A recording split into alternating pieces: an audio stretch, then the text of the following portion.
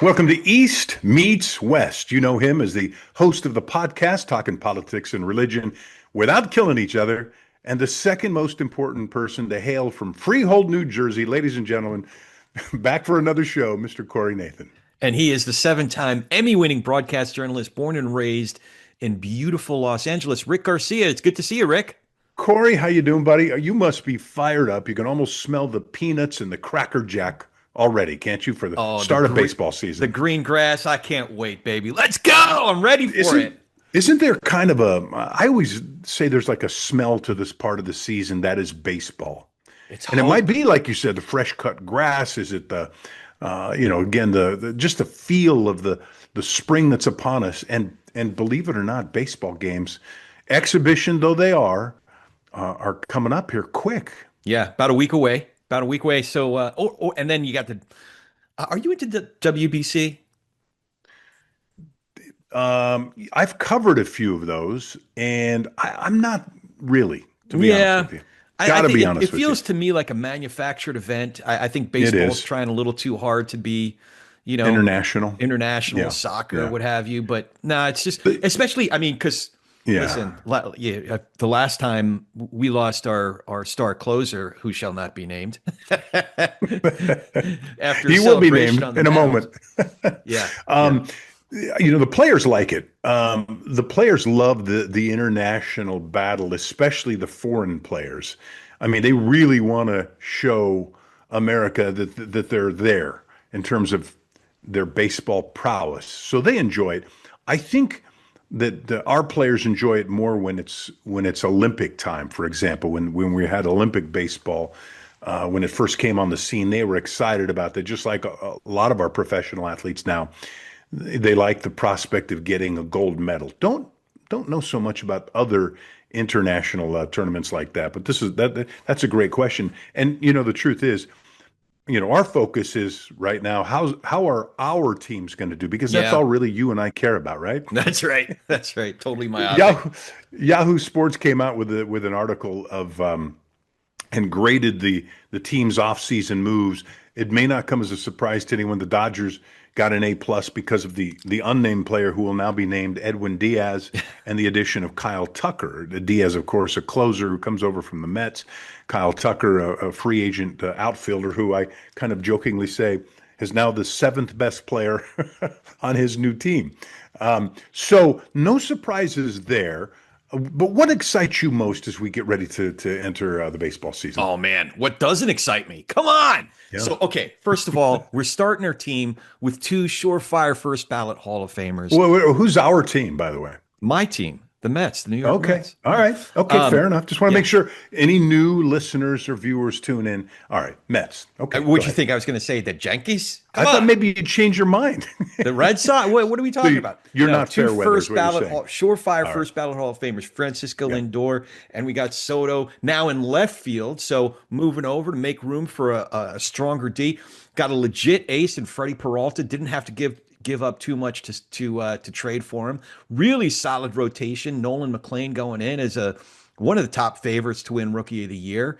When you got guys like Sean Manaea and Kodai Senga pulling up the rear for your 5th, 6th starters, and you still got Tobias Myers and Joe Tong and Christian Scott, as your 7, 8, and 9, or 6, 7, and 8, or whatever they are. That's a pretty deep rotation. You got an improved defense all around the diamond.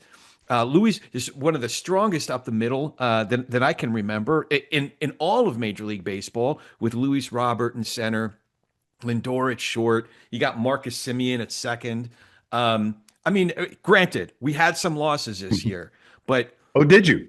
We might have, and this might get into your you might have to your allegedly. Azul. But listen, the day that we lost out on Kyle Tucker, I bemoaned the fact for all of about 2 hours.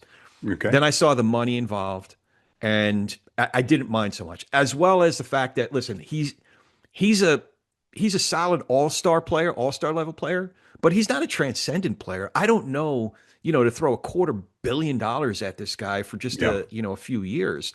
So I don't bemoan that. Okay. So in all seriousness, I Yeah. do think that I thought you were serious. yeah. So I do think that if the Mets failed in any area this year, Hmm. it was the loss of a reliever, and that reliever is not Edwin Diaz. No, so Tyler Rogers, I think, was Yeah. actually more of a loss. If you're looking at value, Tyler Rogers, I think, is more of a loss because when they lost Edwin Diaz to the Dodgers, they ended up signing two relievers that I think are going to net out to be better value overall than Edwin Diaz alone. Okay.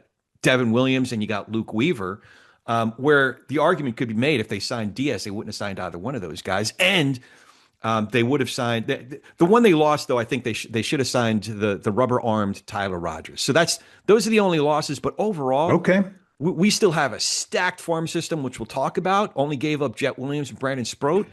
Still loaded. Jonah Tong, Carson Bench. We just loaded. I'm really excited about this season. I don't know if you can tell.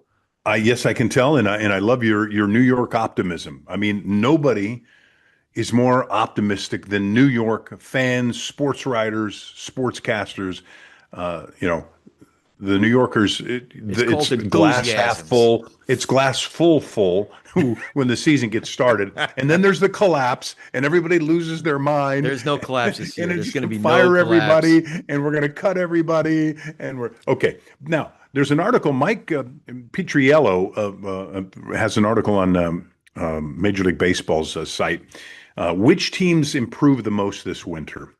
And I'm inclined to go along with a lot of what he says. Of course, no surprise the Dodgers are at the top of his list, and that's because of the additions of Diaz and Kyle Tucker, and they retained some of their other players, and I think that keeps them. Sometimes, by not losing players that are already on the team, that's addition, right? In some cases.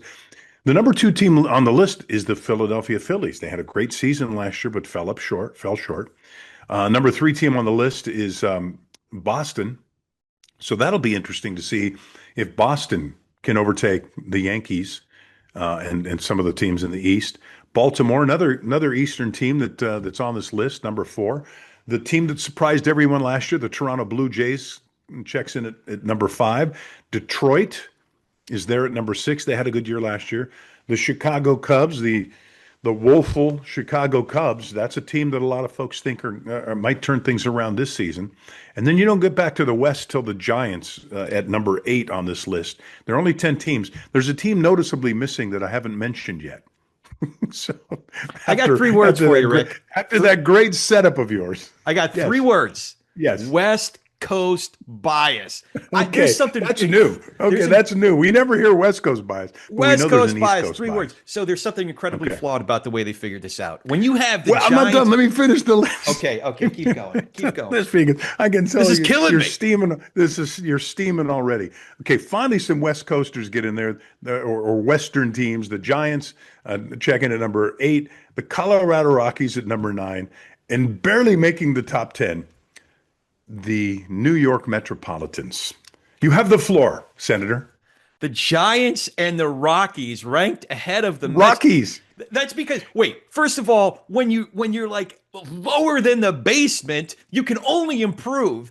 I don't know how they figure this out. It's not even based on WAR, but projected WAR. Whose projections are these? I have no idea. And the Dodgers, the most improved, all they did was add some, I don't know, mid-tier, so barely above average. When you're outfielder. already that good, you don't need to really add, do you? No, what? Most improved, the Dodgers, they won the World Series, so they're even better than that. What are they going to win? The Universe Series? The most improved. West Coast bias. I hate this. This I is can't terrible. wait to see. I think the Martians have an advantage in the universe World Series. So, The most Giants and Rockies ahead of the Mets. That's crazy. What did the Giants and Rockies do? They added. Yeah, they added. What's that guy's name? The center field the Giants added. Who did they add? Like the Rockies. The Rockies, they added a Quintana, the most improved. What are we talking about here? I can see you don't agree with this list. I agree. I disagree with the whole premise. The whole premise. A Yeah. projected war. What the hell? How Uh, did the hell they develop the Phillies? well, Come on. here's what I will tell you. Even your Mets, who were 10th on that list, they're tied with everybody else. So you're in That's first right. place. Zero and You're zero. 0-0. That's right. First place, baby. Tied for first place and last. The sort of used to tell me we'd have these interviews with him after opening day, right? And if they lost an opening day, which didn't happen a lot with him because he really he thought it was important to win that first game in front of the fans, is he would go on a tirade when we would ask, "Well, that was a tough loss. How's the team going to look for the rest of the season?"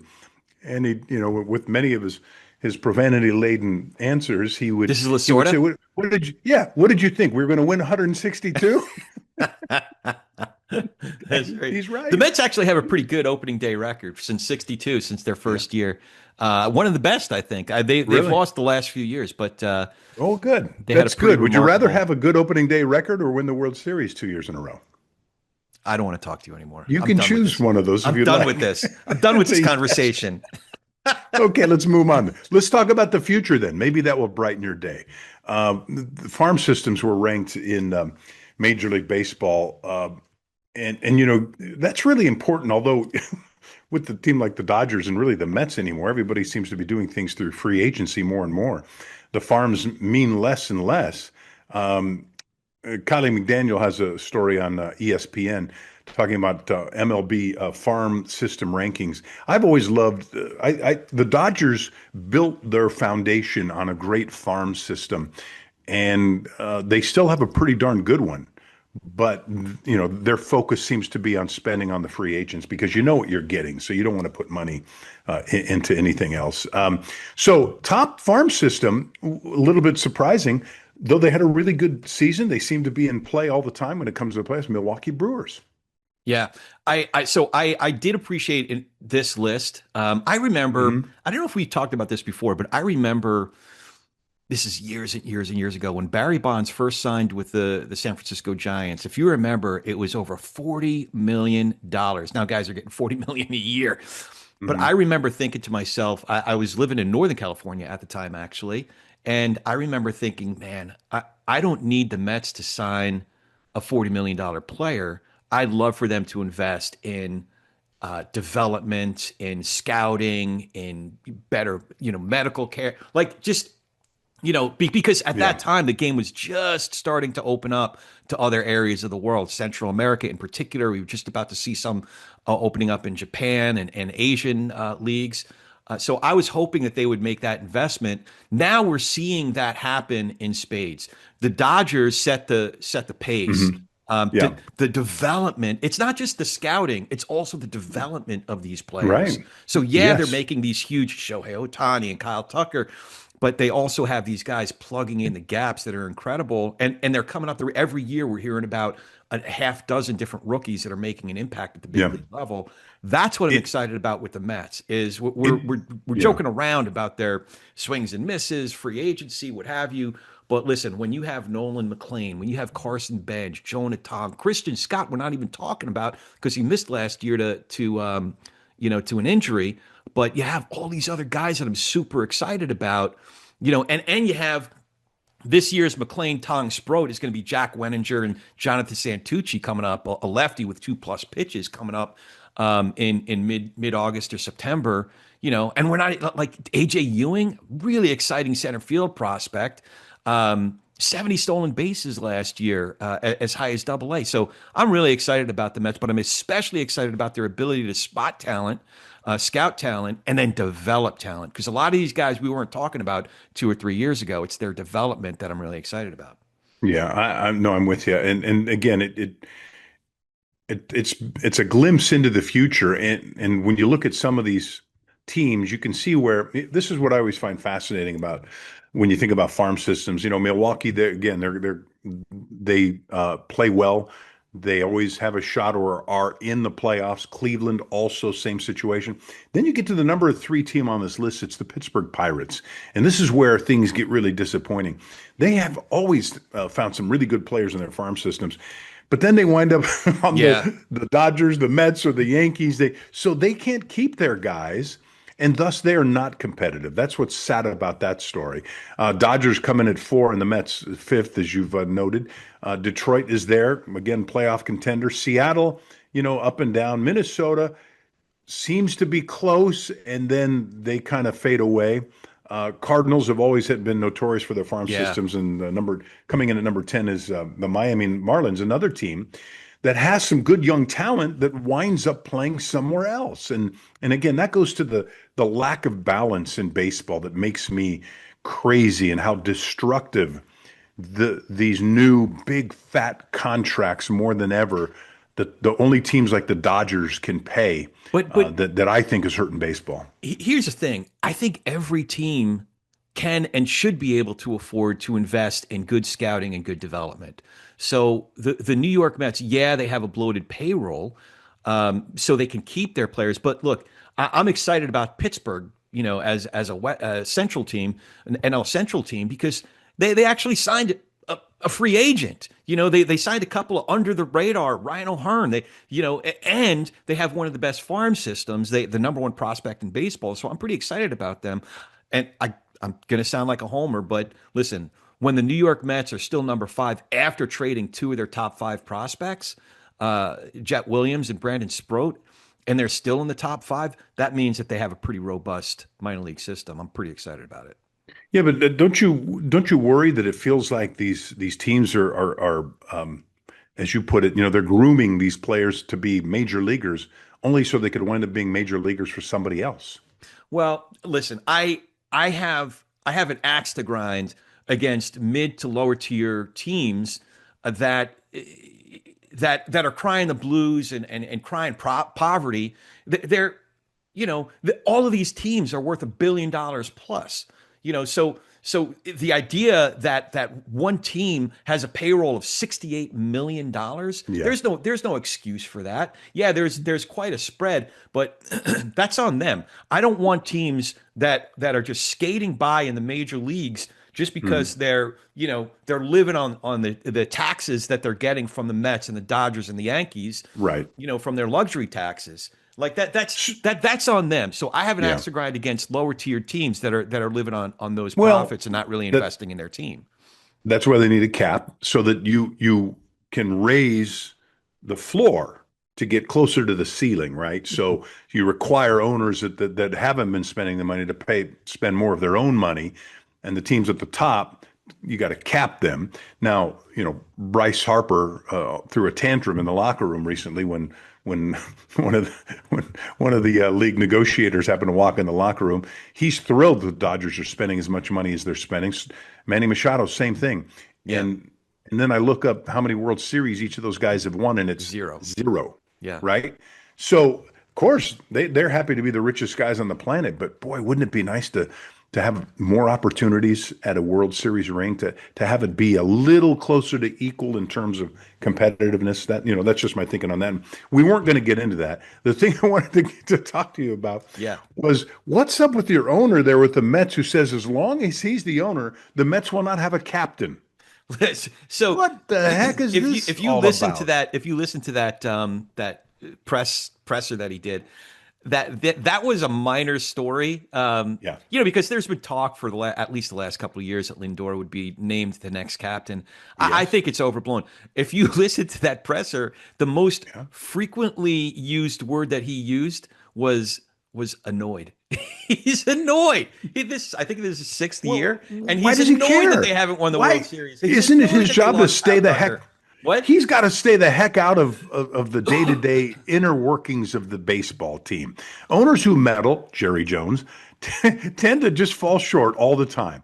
By the way, Yeah. last 4 official captains in Mets history: Keith Hernandez, Yep. Gary Carter, John Franco, David Wright. Yeah. Last Yeah. I checked, those guys were on some pretty good teams. Good captains. Yeah. Well, Franco was a captain during a long drought, but he was still on the teams in 99 and 2000, I think. And then David Wright had a couple of good runs earlier on in his career. He was a good, he was a good representative of the team. But yeah, to your point, owners that meddle. It wasn't. I've made this argument before. It wasn't until George Steinbrenner was suspended for a couple of years that the Yankees were able to retain the core of that team that won 4 World Series in the late '90s and into 2000. But I don't think Steve Cohen is doing that. If you'll notice, this offseason is a really good representative of that.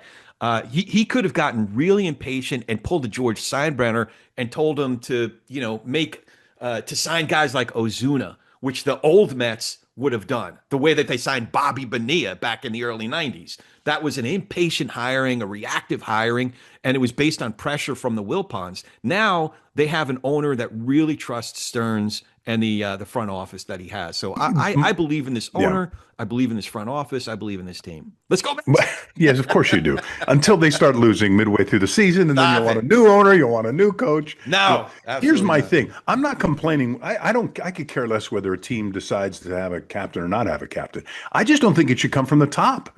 It should come from the clubhouse. And that's a discussion that goes on between the players and the manager, and they decide whether they want to have captains or not, and whether he likes it or not. Yeah, I realize it's his team, but so what? That was kind of Steve Cohen's point. He said that leaders emerge every year. A different leader or set of leaders emerge. Every team, every roster has its own peculiarities. Agreed. So he wasn't going to impose himself and name a captain. The captain has to emerge. He doesn't necessarily need a C on his comments jersey. are, there will never be a captain while he owns the Mets. So he is influencing the decision. All right, maybe I think he's being high. If the team decides that they want Lindor, then the team will decide. And by the way, I don't know if you've been to any of the Mets games early enough, but if you've watched ever since Lindor has been on the team, a couple of years ago when they were in Anaheim, me and Jackie Boy went 2 hours early, and we watched Vientos. It was Vientos the year that he really emerged. Vientos was in Lindor's pocket from their stretching to the infield drills to batting practice. Lindor is a leader, whether he has that C or not. I'm with you on that. I agree with that comment. But his words are, quote, "As long as I'm owning the team, there will never be a team captain," end quote. I don't care whether a team has the captain or not on it. I just the owner shouldn't be making that call. That's my point. That's my only point. You're just trying to get under my skin. Stay the heck out. Stay the heck out of our business. So hear me loud and clear. I love Steve Cohen. I love Steve Cohen. I know you do. By the way, one of my best friends is named Steve Cohen, so I love that Steve Cohen too. There you. So Now, will you still love Steve Cohen if they don't make it to the World Series this year? I'll still love Steve because I look at the season. I'm learning how to look at the season with a really competent front office. The season, the offseason doesn't end in November.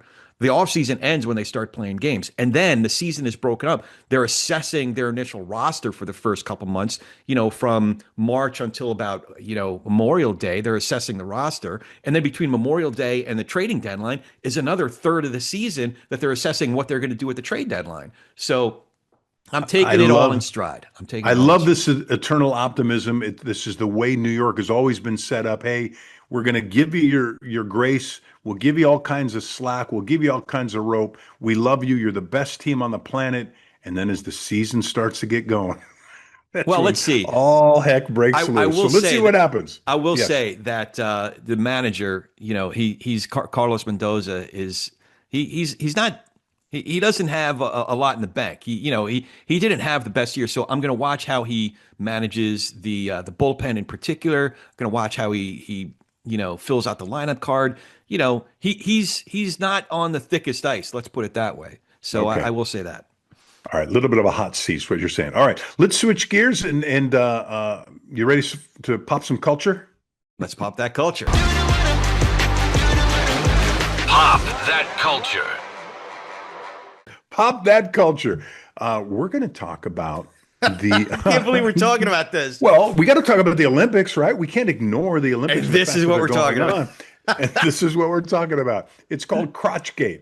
It's the biggest controversy heading into the Winter Olympics. It involves ski jumping, and we know that those countries, the Nordic countries, they do so well. Norway's national ski jumping team has made alterations to its ski jumping suits belonging to two of its top contenders. Now, in the old days, they just wore whatever clothing was comfortable when they were doing their ski jumping.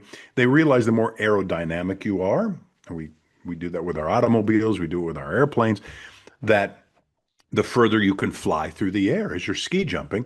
And so they've learned that by making adjustments like they do in auto racing all the time, right? Where these racing teams always get busted for making these adjustments that go 1 millimeter beyond what they're supposed to give them an advantage.